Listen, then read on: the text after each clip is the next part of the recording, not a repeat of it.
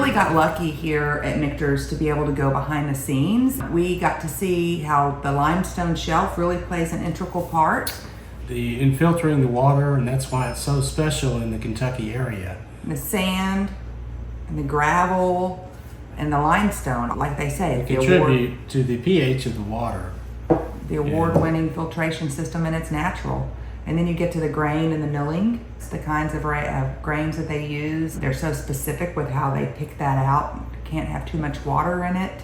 So they showed that process. So it really was a teaching thing here at Michter's. I felt like I learned a lot and saw it from a different perspective. Seeing all the different kinds of things milled was cool. Yeah.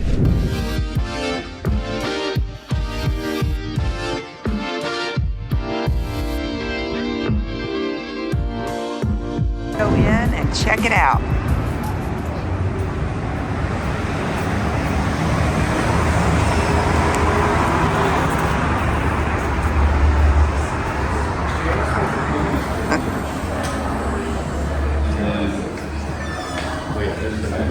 Say good morning.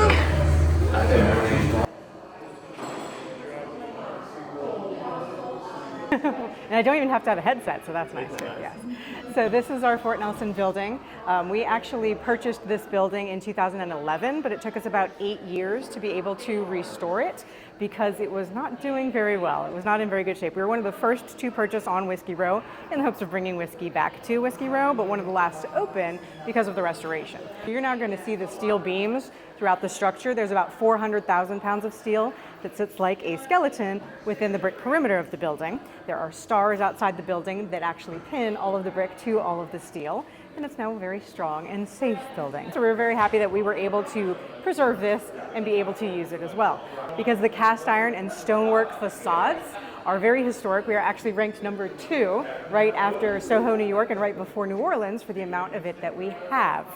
So you have to keep your facade, but you can knock everything down behind it if you want to and rebuild. We kept this entire perimeter structure, and that's why it was retrofitted with a skeleton. We did start in Pennsylvania as America's first whiskey company in 1753, known as Shanks, then became Baumburgers, and was renamed Michter's in the 1950s. We did close down for Prohibition and reopen in between there. And then in the 1980s, that Pennsylvania location went bankrupt. It was abandoned. And then in the 90s, the Malioka family resurrected it and brought it to Kentucky because they realized all of the wonderful natural resources, as well as the human ones, that were here in Kentucky starting to make bourbon. This location that we're standing in actually reopened about 100 years after the first one closed for Prohibition. So these are the things that we do a little bit differently from everybody else. All of our whiskey is bottled in single barrels or very small batches of only 20 barrels. All of our oak is air dried and seasoned before it's made into barrels, and all of our barrels are toasted before they're charred. Our whiskey goes into, that distillate goes into the barrels at 103 barrel entry proof. That's a lot lower than the legal limit and the average kind of where most people are at 125. So that sets us apart a little bit more. And then our warehouses are all heat cycled to add extra character to our whiskeys, and each expression gets its own custom chill filtration protocol before it's bottled. Each different whiskey? Each of the 17 expressions has its very own customized way of being filtered. There's a series of like plates or is it plates? Yeah. The machine is plates, right? Yeah, so it's a heat exchanger that has customized filters for the machine. And it has a set of plates, and you can actually see as the whiskey passes through, ice will form on it. We do things a little bit different than other companies that we're very proud of. It works for us. So one of the really cool things that I liked about Michter's was it really showed, I really got a good grasp of the whole process. Yeah, what makes Kentucky so unique is the limestone shelf, and it shows you at Michter's they have display of the gravel and the sand, and it explains how it makes the pH just the perfect right amount to Of water, great water, pure water. to make the whiskey. It was neat seeing all the different grains and how they grind them up, and they're so careful with how they select their grains. Down to the moisture content and so forth. Yeah, and then be able to see how they actually grind it up, and then see, that was really cool, and then to see that finished product and see how the different grains all looked so different. That was just kind of a different approach on that for sure. So This one's about 1 day old. This one is 2 days old, and when we get down to the other end, that's the one that they just set. Don't stick anything in them. And we'll come down this way and watch your step. No, Correct. please. I want you guys to have a full experience. You know, I know it's hard because I'll get to sometimes it. the brand Just doesn't watch your like step, watch certain your step. things being filmed and things. We hold things very close to our chest, not only just their age, but how they seal, and it kind of gives it your authenticity of old school making whiskey. In the 1970s, out of this cypress, you can see the original logos on all the hoops. So cypress wood is now federally protected as a species. We actually have to wait until these are able to kind of fall naturally, and there's a company that can harvest them so that we can even refurbish these. Now these are very different than what we have in Shively. These are only holding about 500 gallons each, so much smaller, completely different material, but the process and the results remain the same. They all sit for about 3 to 5 days. Yeast consumes the sugar, creates alcohol, we get heat and carbon dioxide as well. As these sit, they go through more quality tests to ensure they are right where we expect them to be and nothing's gone sideways on us. They're about 7 to 10% alcohol when that distiller's beer is done and ready to go. And we distill these in their individual batches. So these copper stills are 100% copper to remove a lot of impurities for us, give us a nice clean spirit.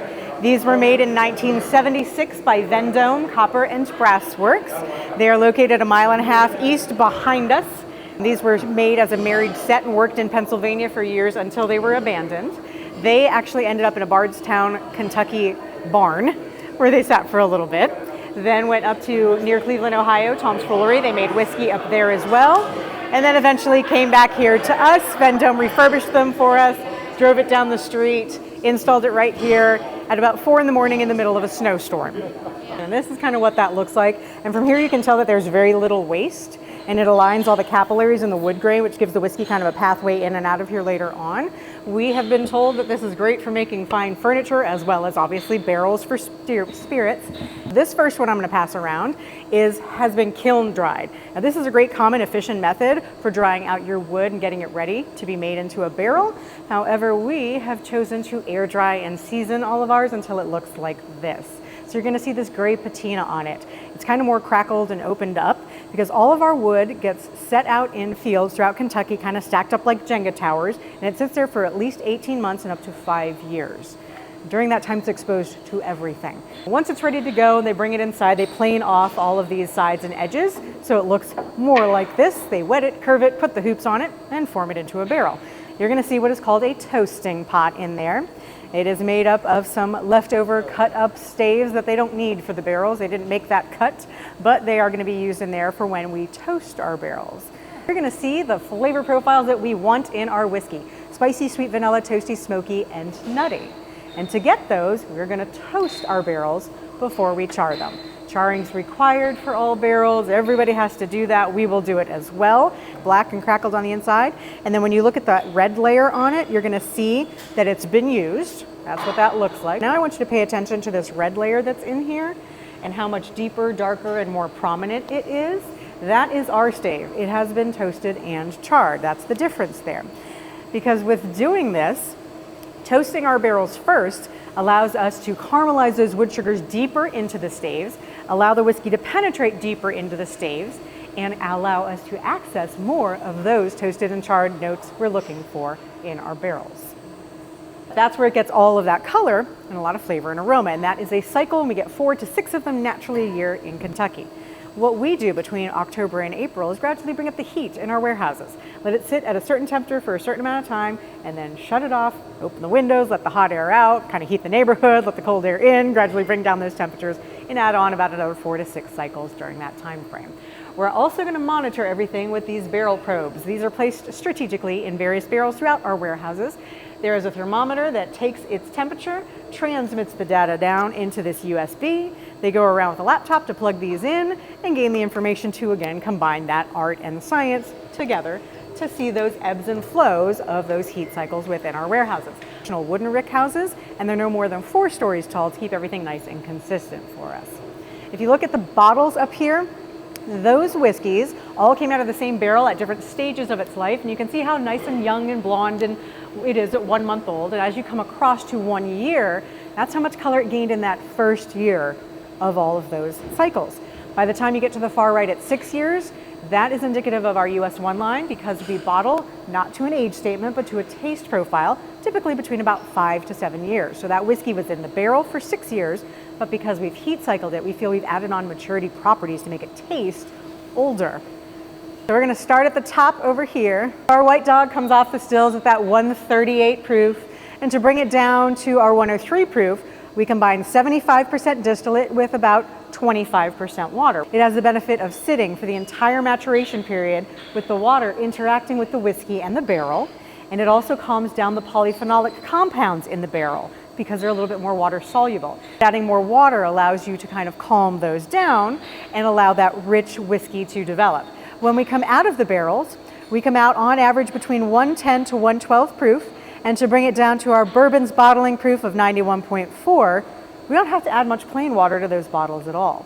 And when you go in at, say, that industry standard of 125, they're gonna add only about 10% water to their barrels, which means when they come out, they're much higher, 135 to 137, close to where we came off the still, so much hotter. And to bring that down to the same bottling proof, you're gonna have to add roughly twice as much water to those bottles, whereas we're able to give you more whiskey right out of our barrels with that rich, wonderful flavor profile we're all used to, and with that nice, smooth, less burn kind of feel afterwards.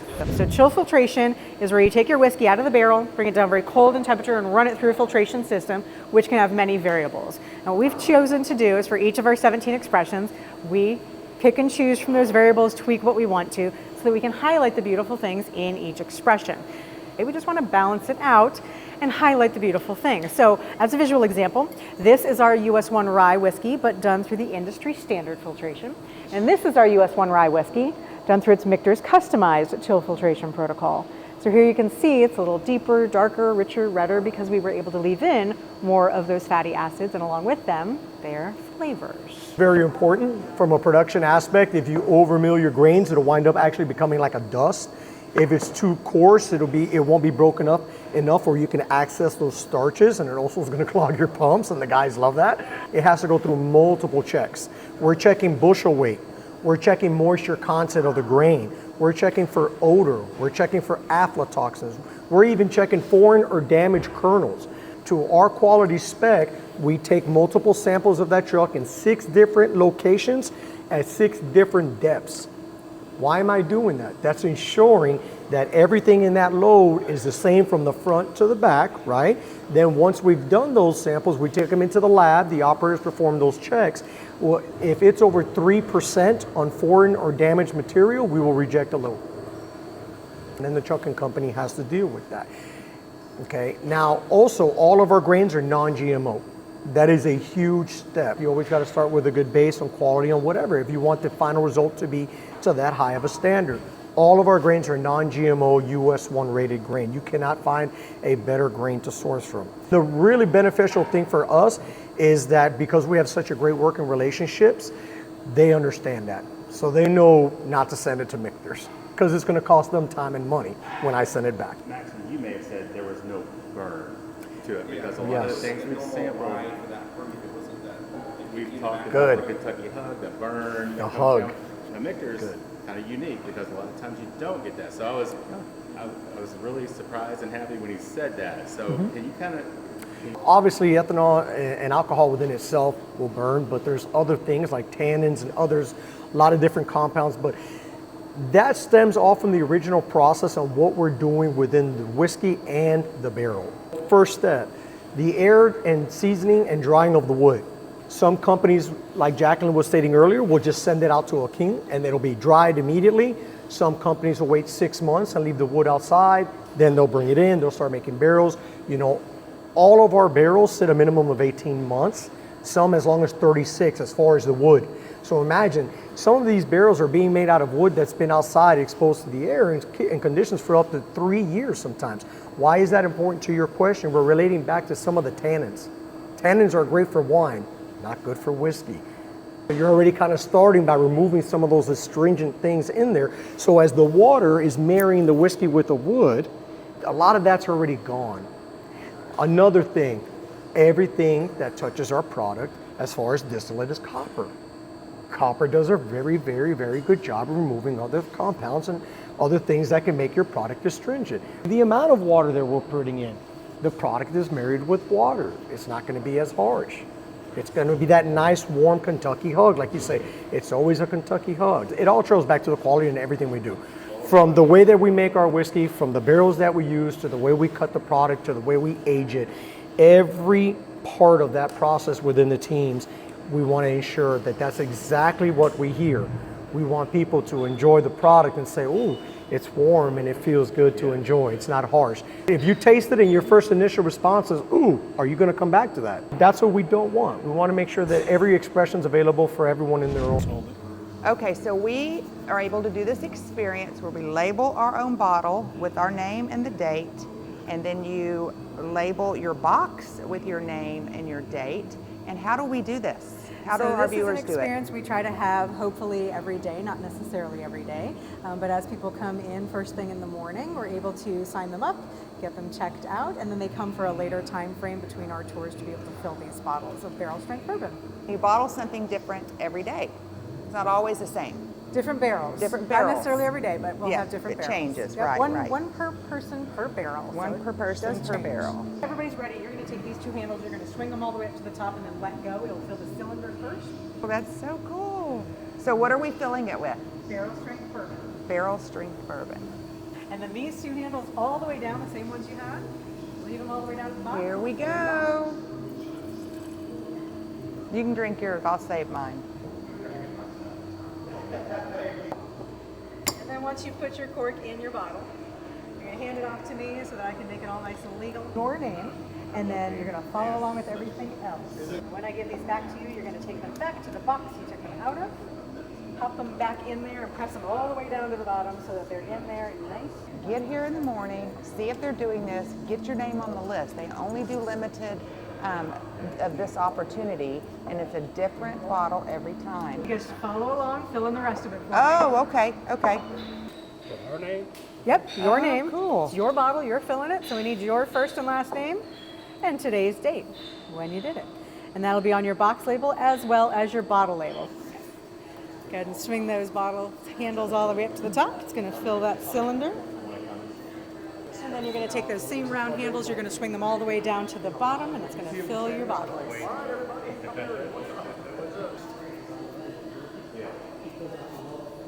It's official.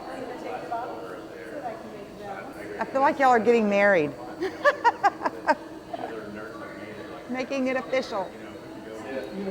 Renewing the vows.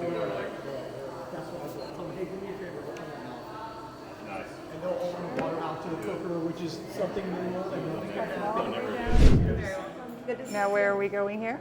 We're going somewhere special. Somewhere I special. don't even want to say anything. Okay, we're not Just wait going to for the doors say. to open. Okay, I'll wait. I'll get it on video. Again, think about Special access. when we first came to look at the building and Joe had purchased it, and we were like, "You're going to do what here?" You know. Yeah. And now it's just so special. All right, I'll hold the door open. Please feel free to make your way in and experience the bar at Fort Nelson. This is so cool. Welcome to heaven. Oh yeah, welcome to heaven. Look at all of these decanters. You want to tell us a little bit about this? So, basically what you're looking at now, these are all, so Michter's had it really, the original Michter's back in Pennsylvania, used to do these releases of decanters as part of like a promotional thing. So they had all these different styles of decanters. And the company was able to source some of this original stuff, and we put it here for people to see as display. The bar at Fort Nelson is just immensely special. So not only do you have the bar area in itself, which is amazing, but if you transition over this way, actually as you're heading towards the restrooms, you have this very one-of-a-kind experience where you can see the entry floor from here. So oh, that's cool. So that's where we just did our That's own where you were bottling. yes. Yep, and learned about the whole Michter's process. Mm-hmm. And there are those beautiful cypress wood barrels. Making this yummy bourbon for you guys. So literally right across the street is the Louisville Slugger. You've been on your feet for a while. Sit down, relax, wherever you like. Move the table if you need to, move it over. Move it over if you need to, it's fine. See what we've got. Got some great cocktails on the menu. And they even have some non-alcoholic cocktails here. Wow, that's a lot to choose from. Right? Like, They're what? making our drinks. We are a true small batch. So not only is all of our rye expressions single barrels, which, I mean, imagine that, just even our entry line of US 1 rye is a single barrel product and how beneficial that is. But on top of that, our expressions as well as our bourbon, they're all small batches. They cannot batch more than 20 barrels at a time. You're going to find consistency throughout most of the larger distilleries, but the cool thing about Michter's is the barrel size is 20 in their batches. It allows them a lot of control over how things taste, and they know they can keep that consistency and quality of product from batch to batch. For the size brand that we are now, to say that we still continue to batch 20 at a time is, I would say, unheard of. Why are you doing that? Why haven't you grown that department to batch 5? There you go, 500 barrels. And that, no, it's going against our philosophy. And not to say that we can't dump 500 of our own barrels; they're all going to be amazing. But if it's not broken, why fix it? It works for us. We take pride in what we do and everything. It was rye, and the reason for that is because rye grows in colder climates, right? And so the initial settlers in the U.S. were from Europe, so they all had experience with rye. Not so much maize. Bourbon really didn't catch on and really get popular and all that till a little bit later, mainly after Prohibition. But the main whiskeys that were, on the start of the United States and during that time was rye whiskey. I encourage you to check them out, look at the ones that we've shared with you, and explore and create different kinds of bourbon and have some fun. And a big trick that Mark taught me was to take that orange pill and squeeze it so that the oils get into the drink, and then take it and swirl it around your drink. And I actually saw the bartenders doing that up there. That is the Whiskey Fix, one of the most popular drinks on the menu. It's what we recommend to people who are trying to get into drinking whiskey. Y'all have 6 different ice makers here. Yeah, we have a lot of different types of ice. Yeah. That's the Pebble ice. Then we have a Hoshi ice machine back there, and then we have a directional freezer that we freeze 30 pounds of ice in these big blocks, and then we take them, cut them down into tiny little cubes like you have in your drink. That's where the directional freezer part comes in. And we do columns too that fit in the tall glass. We have to cut them back here with an ice knife. Because you said the ice is clear. And that right there is different than... That's what we do. We've had the cubes before. Yes, but not the clear. I'll have a conversation with you here in a minute about how you make clear ice and how almost impossible it is to make your own clear ice, and why that's very impressive that they make their own. Yes. And then actually cut them down to cube size, because that's a lot of work. Yes. And Joe's favorite thing to do is when we have a big event, he wants us to freeze the bottles in the big 30-pound blocks of ice. And so we set them back on our ice block. No, really? And they are just big bottles frozen. It's taken to the next level. Yes. Yeah, always. Wow. Why wouldn't we? Michter's is our new brand. So this is why you need to check out Michter's. They're doing things different, and they're going above and they're going beyond. So don't miss this, and don't miss this drink and all the drinks that they have on this menu. I'm coming back. Okay, everybody, so I just have to say I'm not a huge bourbon drinker, but I have loved taste, and I've loved the bourbon. I've enjoyed that, but I really enjoyed these fun cocktails that I didn't even know you could do with bourbon. Cheers. Cheers. Cheers. And thank you guys for coming. Absolutely. Thank you for coming. Yes. Go anywhere to find you. I know it's worth the time to. Where in the world? Where in the world is DJ? Where in the world? Where in the world is DJ?